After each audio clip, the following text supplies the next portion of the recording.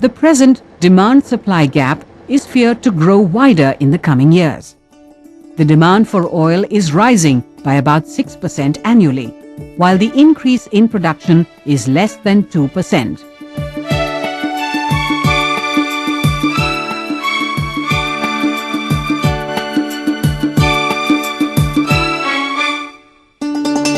To overcome the present difficult situation, increasing the production of oilseeds is the only way out.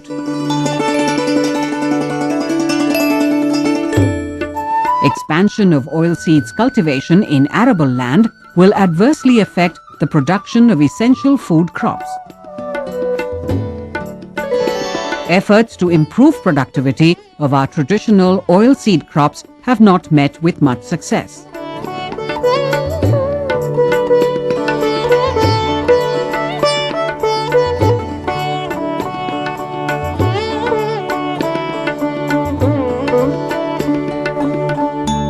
India has about 60 million hectares of wasteland.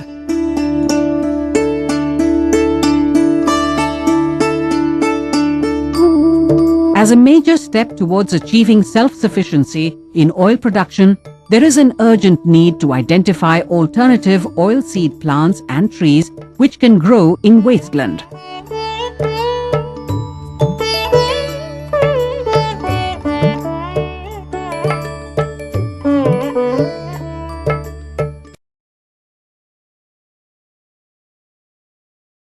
This year we have imported one of the highest quantities, almost 52 lakh tons of oil from abroad, and also has spent about 11,000 crores of rupees on import of oil, which is enormous and it is unbearable. So we have to think about the strategies of improving our own production instead of depending upon imports. One of the things I thought, and many of us scientists thought, is the tree species, which oil-bearing tree species, which have got a potential of giving at least 1 million tons of oil with the existing flora we have got. But one plant that was identified in 1939 in El Salvador, called Semaruba glauca, appears to be a promising candidate for growing under rain-fed or wastelands. It doesn't require much of inputs, and after 5 years it comes to bearing. The oil from Semaruba glauca is not only edible, but also it is, some fractions are non-edible, which can be used for soap and detergent industries, etc. But much more also, because of the shortage of diesel, we are encouraging jatropha and other plants in the desert areas and rain-fed areas. But the oil of Semaruba can also be used as a diesel oil. That means it is performing triple function of edible, non-edible, and also diesel oil. And in addition to that, it has got number of medicinal properties. It can be used for malaria control or diarrhea control, etc. The leaves, the bark, the tree, all are useful. In my thinking, of all the oilseed crops of trees origin, except the oil palm, which requires a lot of irrigation and it can be grown only under irrigated conditions or high rainfall areas, Semaruba fits very well in the 60-70 million hectares of the rain-fed and wastelands of India, and they can be productively brought into cultivation and then improved, and we can improve the production of oil in the country and decrease the import bill. So, but like our old saying, Lata, Vanita and Kavita requires support and encouragement. Here also the scientific knowledge of our scientists, particularly Shyam Sundar Joshi and his wife Shanta Joshi in US Bangalore, who have done pioneering work on this Semaruba glauca. They have developed a lot of technology. This technology should be taken up by government, not only the central government but the state governments, and popularize Semaruba cultivation to meet our oil requirements. The day has come that we have to look seriously into the cultivation of Semaruba glauca as a source of oil in India. Semaruba glauca, commonly called the oil tree, is ideally suited to wasteland soil conditions. It is a native of El Salvador in Central America.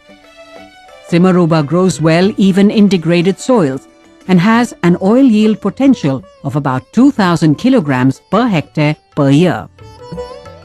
It is essentially an evergreen tropical tree, growing well in the warm, humid climate of the tropical regions. The tree is imbued with a natural ability to establish well even in degraded wastelands, otherwise unsuitable for other oilseed crops.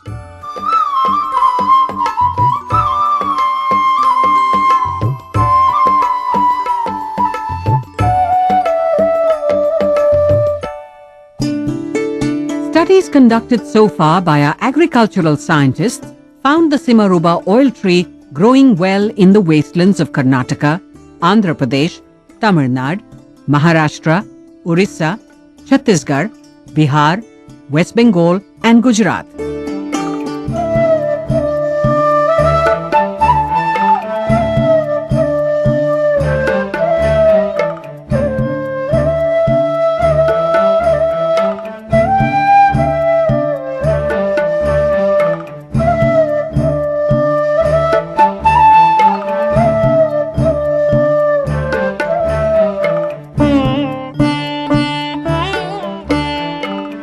It can grow well even in areas like Kutch in Gujarat, where the annual rainfall is less than 300 millimeters.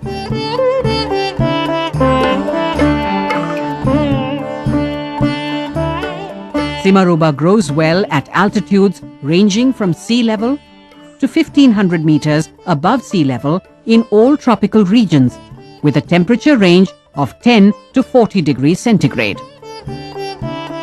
Subsoil moisture and ample sunlight means higher production of seeds in the trees. A nursery is raised by planting the seeds in raised sand beds or in polybags containing sand and soil in 3:1 proportion.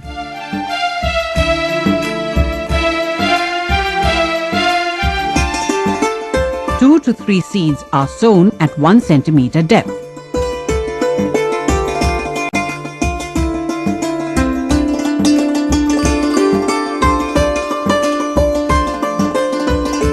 After sowing, watering is done regularly once in a day.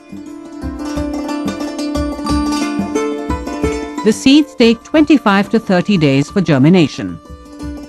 When the seedlings attain 4 to 6 leaf stage, they are ready for transplanting in the main field.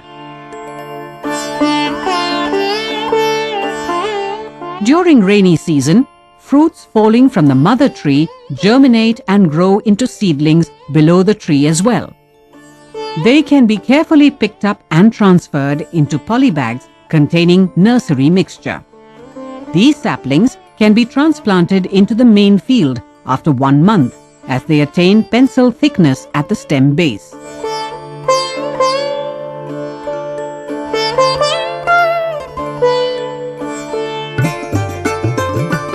From high-yielding mother trees, actively growing fresh shoots are selected for grafting. The shoots selected from the mother tree are known as scions. The thickness of the scion selected should match with the thickness of the rootstock sapling.